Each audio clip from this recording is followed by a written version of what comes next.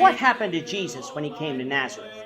This is the question that we seek to answer today as we continue our verse-by-verse study of the book of Mark on Walking Through the Bible. Of his word, the glory of his cross. If you have a Bible with you, turn to Mark chapter 6. We're going to be reading from verses 1 to 6. If you don't have a Bible, don't worry. Just follow along with us on the screen. The version that we'll be reading from is the New King James Version. So, Mark chapter 6, beginning at verse 1. Then he went out from there and came to his own country, and his disciples followed him. And when the Sabbath had come, he began to teach in the synagogue. And many hearing him were astonished, saying, Where did this man get these things? And what wisdom is this which is given to him, that such mighty works are performed by his hands? Is this not the carpenter, the son of Mary, and brother of James, Joseph, Judas, and Simon? And are not his sisters here with us? So they were offended at him.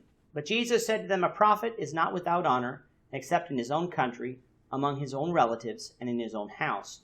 Now he could do no mighty work there, except he laid his hands on a few sick people and healed them. And he marveled because of their unbelief.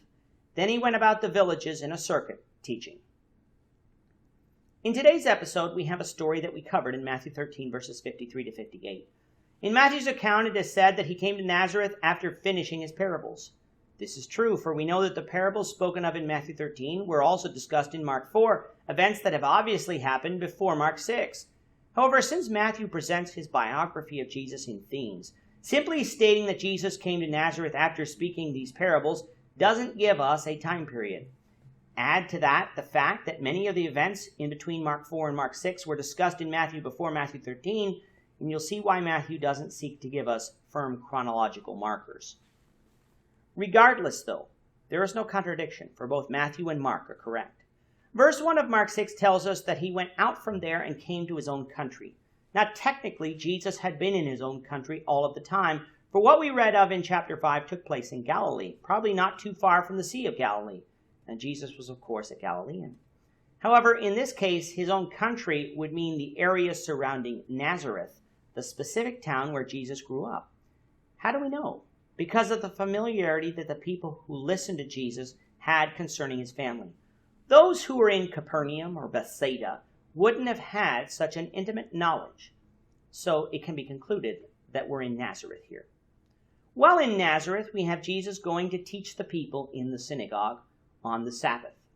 We have a detail given to us here by Mark that wasn't given to us by Matthew, which is that this was done on the Sabbath.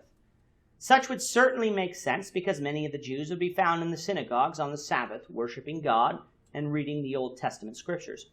While in the synagogue, he taught them. This would not be unusual, for in Acts 13:15 we find that it was most likely common practice that after the scriptures were read, the floor would be open to those who were Jews to be able to speak any words of exhortation. What he specifically preached on is left unsaid by Mark, but we can easily assume that it was the same message about the coming of the kingdom that we read of Jesus preaching to the people in other places. Jesus' preaching astonished the people, not because they believed the message, but because the message was preached to them by Jesus. After all, Jesus was not a trained rabbi. He was a carpenter and the son of a carpenter. He did not come from a wealthy or powerful family. His mother is Mary. His brothers are James, Joseph, Simon, and Judas. And he had some unnamed sisters too. In other words, they disbelieved the message not because the message was hard to understand or even because the message was so outrageous to ever be believed. No, they disbelieved the message and stumbled over it because Jesus, a simple carpenter, delivered it instead of some wise teacher of the law. Jesus responded that a prophet was not without honor except in his own country and in his own house. Although this statement may not be universally true, it is usually true, and it was in the case of Jesus. For he had gone all throughout Galilee preaching, teaching, and performing miracles, and crowds of people came to hear him, and some believed.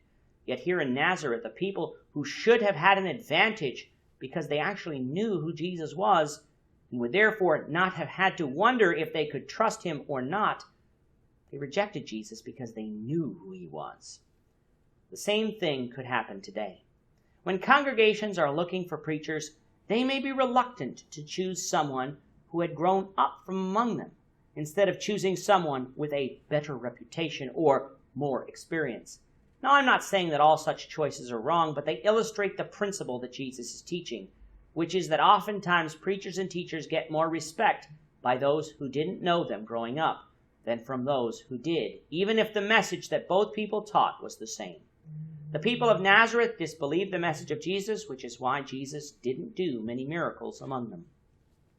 Remember, Jesus' miracles weren't for show. They were to cause belief. The people of Nazareth had hardened their heart to Jesus. So there were A, fewer people who came to Jesus for a miracle, and B, fewer reasons for Jesus to perform a miracle, for this people wasn't going to believe. Rejection at Nazareth didn't discourage Jesus, though, for he simply went into the neighboring villages, preaching and teaching to all who would hear. With that, our time is up for today. The Lord willing, we hope you'll join us for tomorrow's discussion of Mark chapter 6, verses 7 to 13, as we continue our walk through the Bible, one verse at a time. Thank you for watching today's episode.